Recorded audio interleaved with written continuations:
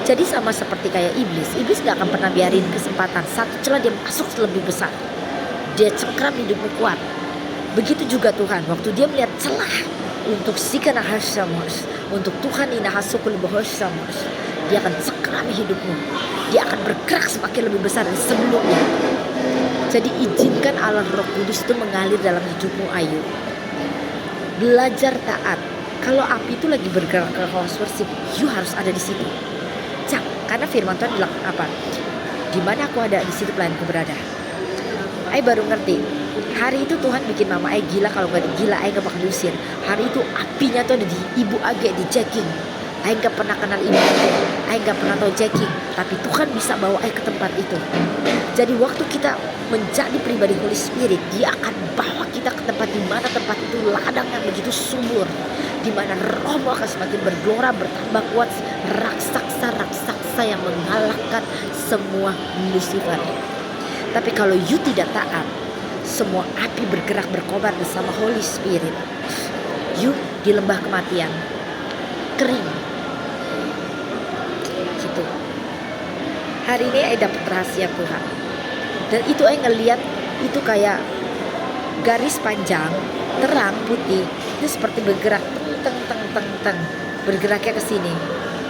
Jadi kalau engkau nggak mau dipakai, kalau Tuhan mau pakai hidupmu tapi engkau nolak, dia akan pakai orang lain, ayo, yang bisa Tuhan pakai gitu.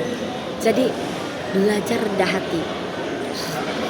hati dengan kita berdiri tegak di hadapan Tuhan, itu beda, ayo. Orang menganggap waktu kita berdiri tegak dan hanya berjalan mengikuti Tuhan, dicetoh itu pengajaran itu benar dari Tuhan.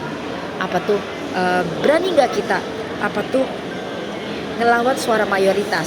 Tapi kenyataannya waktu Roh Kudus bergerak, secara teori mereka benar, tapi waktu Roh Kudus bergerak mereka nolak. Kalau terbalik itu bergerak sama Roh Kudus, semua pengajaran yang itu enggak itu tolak gitu. Tolak. Jadi bergerak searah Holy Spirit. Makanya kenapa gak pernah redup, ayu. Selalu fire ketika orang rubuh jatuh. Selalu bergerak dalam power. Kenapa? Api itu terus berkobar nyala. Kenapa? Kemanapun Tuhan pergi, ikutin, ayu. Dalam lembah gunung, engkau harus direndahkan, ayu. Kenapa?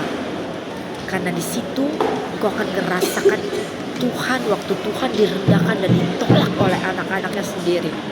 Sekarang ngerti, ayu. Kenapa? Ternyata baru tahu hati Tuhan itu nangis setiap hari. Apa ya, ayu, hati dia tuh begitu nangis, sedih, kayak ibu kehilangan anak. Seperti seorang induk Raja Wali kehilangan anaknya. Anak yang dia kasih, dia bimbing, tapi anak itu menolak dia. Rasa you tahu rasanya jadi seorang ibu yang ditolak anaknya. Karena you pasti ngerasain, ayu. Karena you punya anak. Dan hati Tuhan seperti itu. Hari itu Tuhan bilang, dan setiap beri aku mengenal isi hatimu, dan biarkan aku serupa segambar engkau.